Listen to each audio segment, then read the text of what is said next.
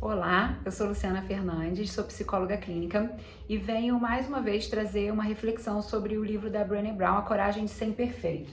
Deixa eu até mostrar para você aqui o livro. O livro é esse aqui, para quem tiver interesse. Muito bom, super recomendo. Bom, no primeiro vídeo eu falei um pouquinho de um trecho lá desse livro que fala sobre luz e sombras, sobre nós termos esses dois elementos na nossa vida, né? De nós sermos tanto luz quanto sombras. E ela fala também que para mim é a cereja do bolo, né, desse livro, que é vulnerabilidade não é fraqueza. Ela começa, na verdade, o livro falando sobre isso. E sobre o quanto que é importante a gente reconhecer que nós temos fraquezas e lidar com elas para que a gente consiga viver de uma forma mais saudável. No segundo vídeo eu já trago um pouco mais sobre a questão da conexão, e aí ela vai explicando, né, que a conexão é muito importante para o ser humano, tem um significado muito importante para a existência humana, e o quanto que abalar essa conexão, o medo de que essa conexão seja abalada, faz com que a gente utilize algumas estratégias, né? Eu falei um pouco lá dos papéis, das máscaras, enfim, da gente acabar se escondendo e tal. Mas ela fala também em um determinado momento sobre algumas pessoas que ela percebe que lidam bem com a vulnerabilidade. Ela fala sobre vergonha também, né? Que seria, na verdade, quando eu mostro aquilo que eu acho que não é muito bom para algumas pessoas, aí eu fico com vergonha. A vergonha seria o medo de perder o vínculo com aquela pessoa, né? Perder uma conexão. Então ela fala que existem pessoas que lidam bem com isso, né? Que elas vão passar por vergonha também, mas elas vão lidar de uma outra forma.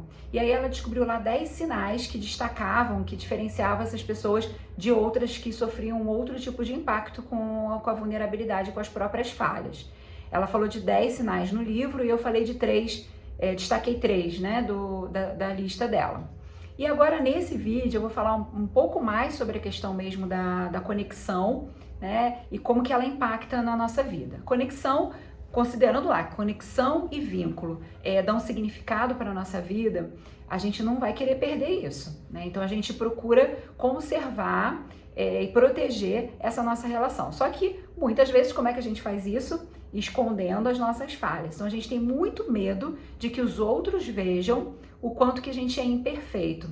Então a experiência de nos mostrarmos defeituosos nos faz pensar que nós somos indignos de amor e aceitação. Por isso que a gente precisa tanto proteger a nossa imagem. Uns mais, outros menos, mas é isso que move a vergonha. E ela chega num determinado momento lá do livro que ela fala que a vergonha dói, é causa de dor e sofrimento. Vergonha dói. E aí ela vem trazer um estudo lá de 2011 que foi feito nos Estados Unidos, do Instituto Nacional de Saúde Mental, o Instituto Nacional de Abuso de Drogas dos Estados Unidos. Os pesquisadores de lá descobriram que existe um envolvimento cerebral, um impacto cerebral, que em termos, né, de envolvimento cerebral, existe tanto o sofrimento físico quanto a rejeição social, a dor nessas duas situações. Dói do mesmo jeito se você leva uma pancada ou se você é rejeitado socialmente.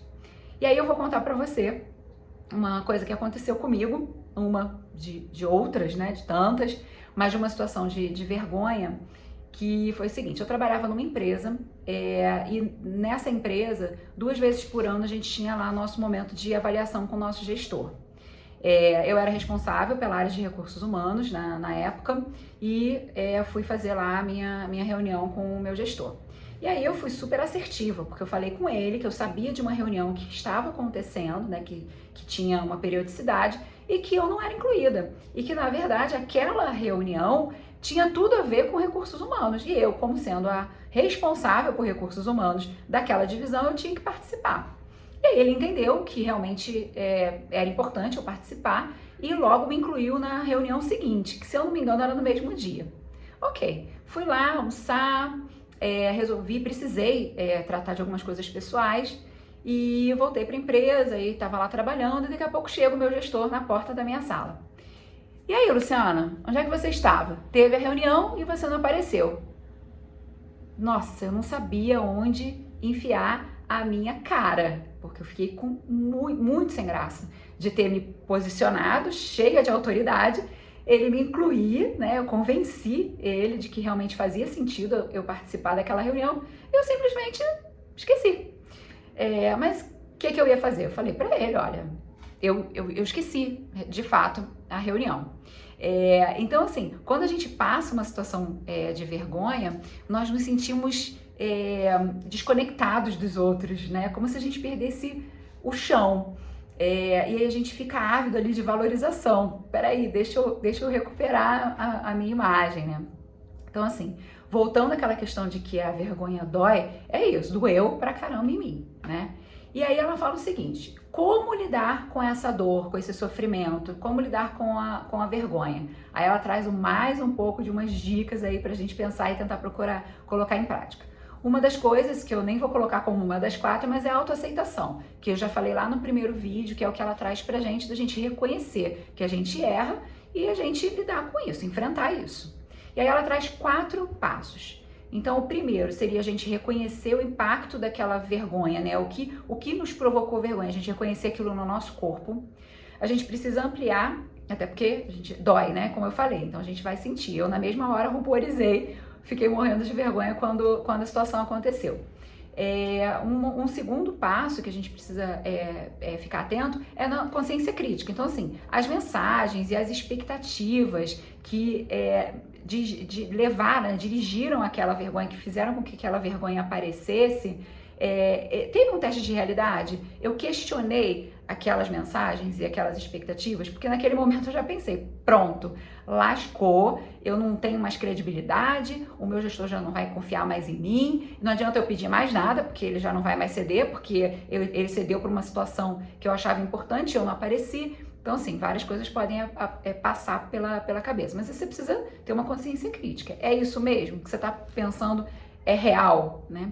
E a outra questão com relação a essas mensagens e expectativas é eu pensar se elas correspondem com aquilo que eu desejo ser ou se aquilo tem a ver com o que eu penso que o outro quer de mim.